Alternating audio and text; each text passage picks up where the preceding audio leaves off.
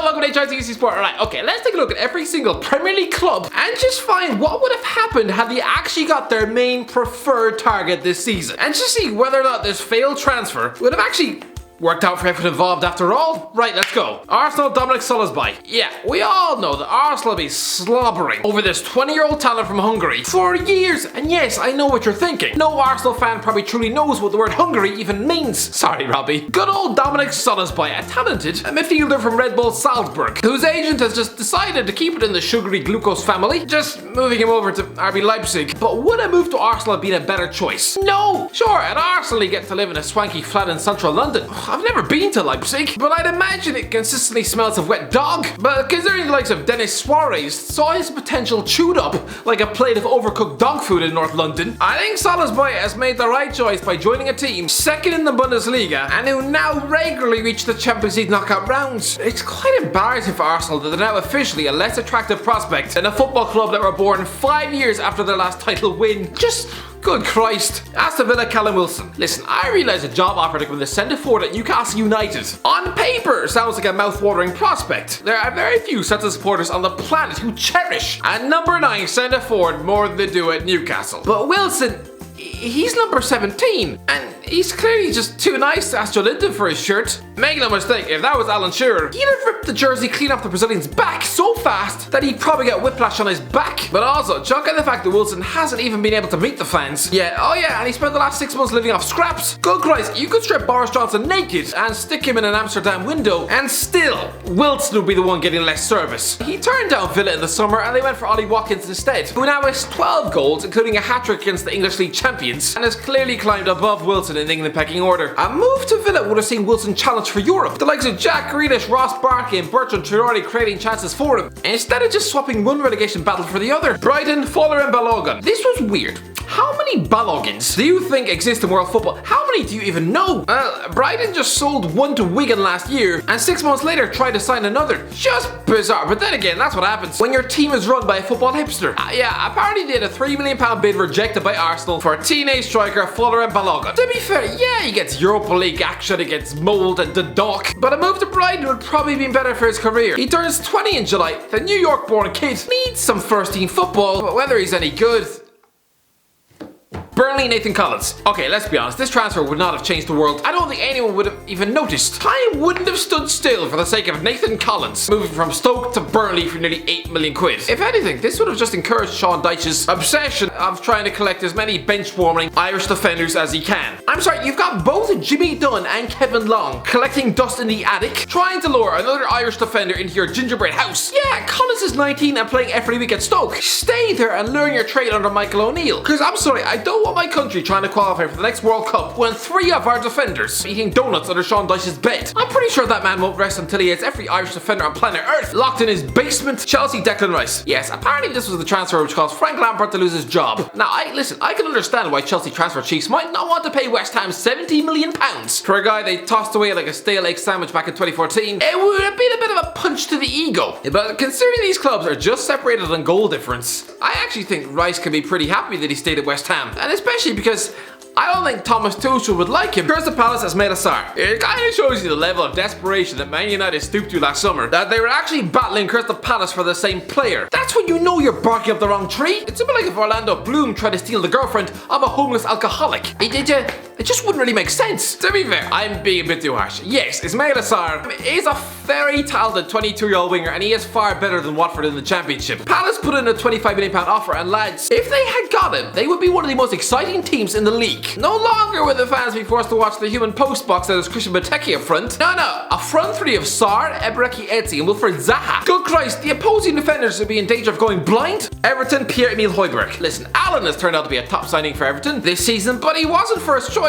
No. Southampton turned down a £40 million bid from Everton for Pierre-Emile Højbjerg, who are selling him to Tottenham for just £1 million more. Considering Ancelotti had worked with the Danish midfielder at Bayern Munich, then the news of the rejected bid was probably about as welcome as being told to share a bath with your granny. For Højbjerg, he had 2 world-class managers fighting over it, and currently just 1 point separates the 2 teams. Probably happy enough where he is. Fulham, Bertrand Traore. I'm sorry, but Bertrand Traore would have kept Fulham up. Sure, this former Chelsea and Lyon forward isn't exactly a goal machine, but But good Christ, he would be Fulham's most skillful and creative player. Yes, Ademola Lookman is a live wire, but Traore has the natural ability to make him look like a one-legged postman. You know what? I can see Scott Parker sticking this guy up front, and considering he once battered in 18 goals in a single season for Leon. Oh, you're damn right he'd be an upgrade on Bobby De Cordova-Reid, but he's probably happy he made the right decision. Leeds Ben White. Listen, Ben White has finally broken into the Brighton team, a club he's been at since 2014. But part of him must be sick to the teeth at being refused a permanent move back to Leeds last summer. This guy was hailed as John Terry's heir on loan at Ellen Road, with Chelsea supposedly sniffing about his face. You're damn right, and he stayed another season or two at a massive club like Leeds, playing under Marcelo Bielsa, with him showcasing his ball-playing, tactical awareness style of play for a team who get far more coverage in the national press than Brighton. Oh, he would be stuffed in England squad and probably linked with Chelsea every 7.5 minutes. But at Brighton,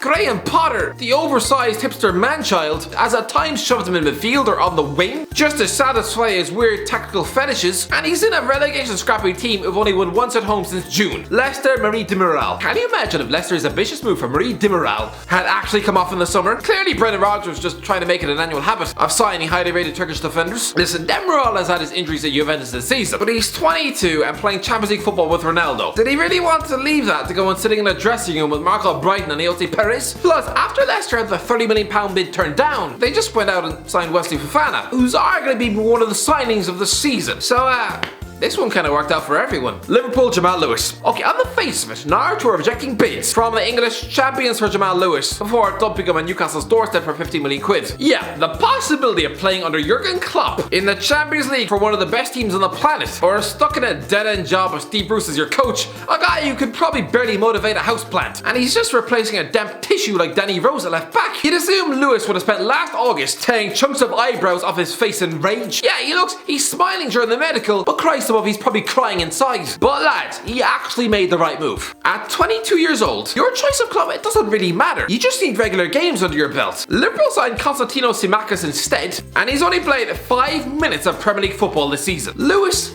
he chose well. Man City, Jules Koundé. I was skeptical about Ruben Diaz's big money move to Man City last summer, but lads, they couldn't have picked a more perfect signing. Finally, they found someone who could not only get the best out of the defensive pigeon John Stones, but he's already contributed to 18 clean sheets. 18! He only arrived a month before Halloween. He's played 28 games for City, and the team have only conceded 10 goals. That is ridiculous. But apparently, they had a big money bid rejected for Sevilla's 22-year-old defender Jules Koundé. And he's a good player, but I don't think Pep Guardiola is exactly on the verge of ironing his face now, is he? Man United, Jadon Sancho. Yeah, this failed transfer probably the biggest impact in the list. Listen, Jadon Sancho's been off form this season, probably because he spent about 3 months sulking about not getting that big Manchester return. Now, we're nearly in March and he's stuck on 3 Bundesliga goals. So I'm pretty sure Dortmund Chiefs are probably smacking their head off the kitchen counter, just wishing they'd accepted the damn check for £91 million. And if Ole Gunnar Solskjaer was able to stick a fully confident and motivated Sancho on the right wing this season, then I'm pretty sure not only would they still be in the Champions League, then he'd probably have turned at least 4 draws into wins, meaning they'd be 3 points clear at the top of the league. He'd probably be wearing the number 7 shirt, be hailed as the next Beckham or Ronaldo, and oh lads, what a miss. Newcastle, Hamza Choudhury. Okay, let's be honest, Newcastle fans are probably delighted, relieved that they didn't get Hamza Choudhury in the January transfer window. For some reason, Steve Bruce was hell-bent on signing him on loan from Leicester. In another way, to completely disregard the feeling of the fans, did he not remember the Geordies booing Choudhury off the pitch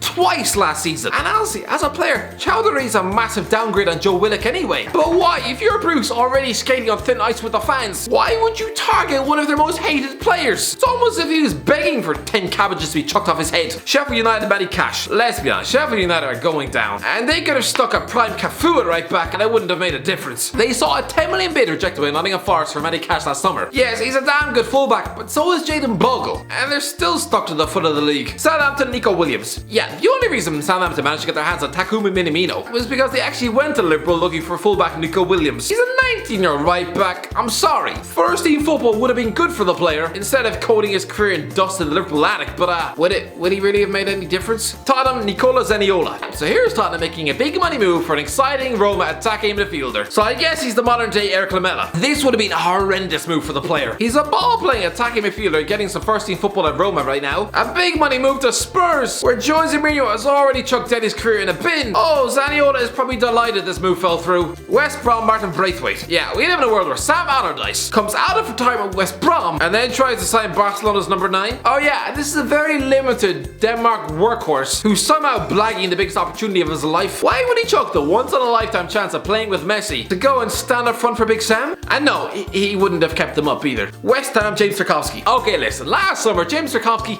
probably didn't care about being refused a sideways step to West Ham. It's not as if this is an ambitious club or anything. Yeah, fast forward a few months and they're actually looking like a very good team. They're in the hunt for Europe. Sure, the owners saved about 40 million quid by just picking up Craig Dawson instead, and so they're probably happy this didn't work out, but Tarkowski, yeah, he's blown his chance of Europe. Wolves, Carlos Vinicius. Oh yeah, it's good old Carlos Vinicius. The guy who brings out the Mbappe celebration because he scored against a bunch of plumbers and binmen. Listen, he had 2 offers in the summer. He could either sit on the bench behind Harry Kane or sit on the one behind Raul Jimenez. Considering Kane's been in the form of his life this season, while Jimenez, he's been injured for months. He could be playing every week for Wolves. I think you picked the wrong club. Anyway, that's it. Let me know in the comments below, what do you think? Did these players make the right decision? Let me know in the comments below. Subscribe, and as always, I'll talk to you in a while.